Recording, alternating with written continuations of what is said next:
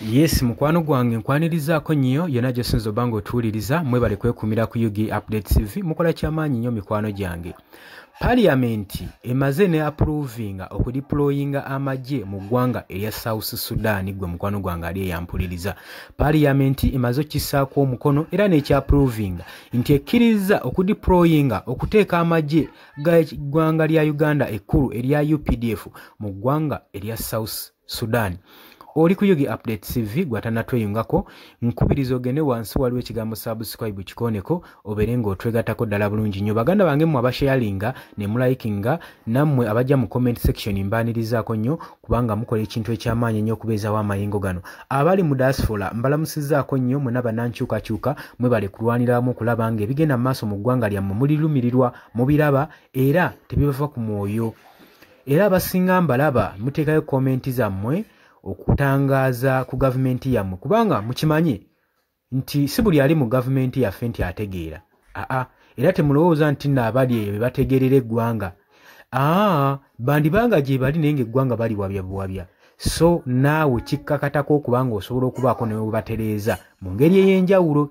Osobola okuba ng'obatangaza ku ki ekigenda mu maaso n'olaga nti wano bannange ensobi yakolebwa wano weekiti ne weekiti ne weekiti. Ate n'ababaka baffe betulonda si betulonda nti nno balina obwongo ekimala okusobola okulaba nga batuukiriza ebyo ebyabalonzi bokkola. Abasinga beetaaga kuzuukusa bwongo nwaga gundi weebase ekyakutwalayo ovudde ku mulamwa.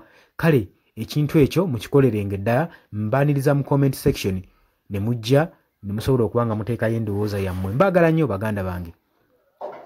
Kaakati jjukira nti nebize bitambula nga biraga nti no masekati ga ministry eno eya UPDF saako ne ministry atwala ekitongole kino akulirwa oba ayogerera UPDF mu parliament Aboth babadde kabwanango babadde mu kulereŋŋana nga Aboth agamba nze sibimanyiiko ebyokudeployinga amagye ga UPDF mu ggwanga erya South Sudan.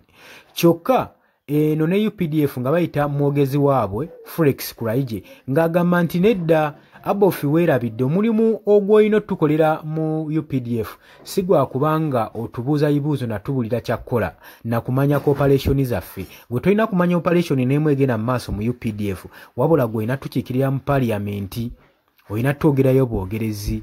Kati nayebuuza abantu bano okumanya basiru batumbaavu bazibu munansonyiwa.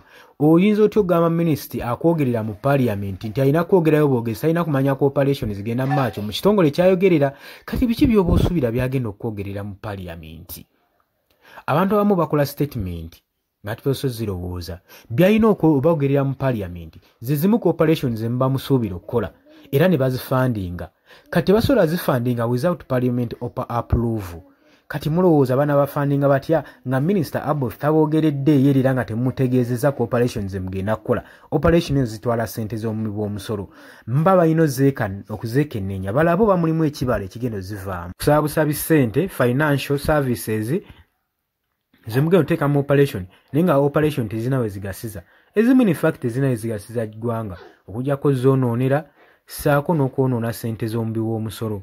Kakati parliament olwaleero evidde n'approvinga n'eteekako approval neewe omwaganya ejjekkulu erya Uganda erya UPDF Uganda People's Defence Force lisobole okugenda mu maaso n'okudeployingibwa mu ggwanga erya South Sudan lisobole okugenda mu maaso n'okuba nga litebenkeza emirembe ne conflicts eziriyo.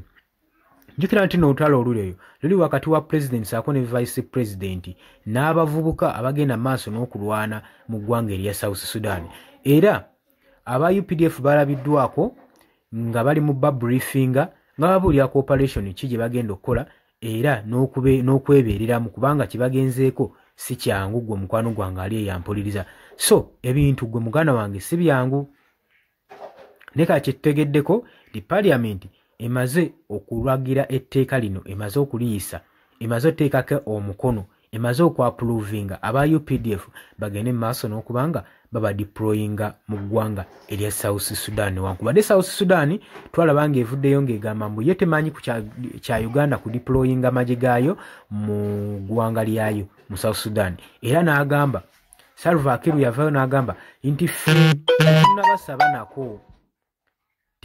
tetunnabasaba nako deployinga amagye gaabwe tetunnasaako magye ga Uganda mu ggwanga lyaffe erya South Sudan. Ebyo mwabiwulira mu information twagibawa. kati olwaleero tulaba nga parliament newankubadde teyeesigaliza ku bigambo ebyayogerwa ne Sudan egenze maaso ne approving amagi gano gagende maaso n'okweyongerayo kyokka gwe bagenda okulwanirako ye avaayo agamba nti ye tannabasabako buyambi yeemalirira kati abaana baffe baabafiira ki lwaki baba bafa ng'ate ne gwe mulwanira alaze akabonero ak'obutasiima era ng'alaga tabeetaaga mu ttaka lye tannabasabako nagenda mukuumirako olowooza otya ku nsonga eno gwe mukwano gwange nkwanirizaako mu comment section gwatannatweyungako kirira wansi olw'ekigambo subscribe kikoneko obeere ng'otwegattako mbagala nnyo mweraba. Yes, oli ku Yugi Update TV kw'osinzira okuba ng'otuuliza gwe mukwano gwange yonna yenna ali eyo gwe nagambye agala otweyungako agala okweyunga ku channel eno kirira wansi waliwo ekigambo subscribe kikoneko okoonene mukadde temwerabirako na mukadde kubanga akadde ako mukwano gwange gakuyambako nnyo okuleetera notification message bwe wabanga waliwo information yonna gye tutaddeko ate buli wosubscribing obeera otufollowinze kitegeeza buli kimu kye tunaateekako ojja kubanga okifuna gwe mukwano gwange leka okipingibwe ng'oli updated ku buli kimu ekigenda mu maaso mu ggwanga gwali eyampuliriza abali mu Qatar, Oman, Dubai, Saudi Arabia, abali Dubai, abali mu US, abali mu UK, abali Canada, abali mu South Africa, namwe abali mu Rwanda, Kenya, Nalekani, Menyani, namwe abali mu Asia, matumiddeko nnyo mwe bali kwekuumira ku Yugi Update TV mwe mbeezezzaawo amayengo gano aga Yugi Update TV. Mikwano gyange sola beebaza kinnoomu wabula nsazeewo nkozese lino eddoboozi ery'ewamu nsobole okubeebaza mwebale kuyimirizaawo channel eno mwebale mwabajja naddala mwabajja mu comment section ne mukomentinga ne muteekako endowooza yammwe ne mutangaaza bannayuganda ku ki ekiteekeddwa ekituufu okukolebwa gwe okusinziira ku ndowooza yo so munamuna abatajjangako mu comment section mbakubiriza okujja mu comment section muteekeko ebirowoozo byammwe mutangaaze eggwanga ku biki byaba bagenze mu bukyamu ne bikolebwa mu bukyamu eri bannayuganda. Dani ku Airlines e Kenya nawe nkutumiddeko ennyo naye jangu mu comment section oteese toteekako buteesi linnya lyo mujje mu comment section mwe abasharinga abalikinga namwe abasubscribinga mwe muyimirizaawo amayengo ga channel eno. Eyo namba y'essimu gye mbateeredde awo eya noti 726 noti emu 679 eyo enamba ya WhatsApp eri mu kimyufu ye namba gy'ogenda oyita kuba gy'osobola okuyitako gwe mukwano gwange ayagala okulanga wamu naffe ng'alina bizinensi yo ng'ogyagala tugikulangire nga wandyetaazo gikulangira eyo namba gy'oba oyitako ku WhatsApp osobole okuba nga naye bizinensi yo gikuba abantu tugikulangire gwe mukwano gwange ali eyo ampuliriza nengenda maaso n'okulabula abantu ku biki ebigenda maaso mu ggwanga naddala nga akalulu kano aka 2026 katuukuse kengedde kati buli muntu alina kubeera vigilant olina kubeera bulindaala oleme kutunda mwoyo gwo mukwano gwange waliwo abatunda emyoyo gyabwe olw'M1,1500 sukaali gwe beera ng'omanyi akaseera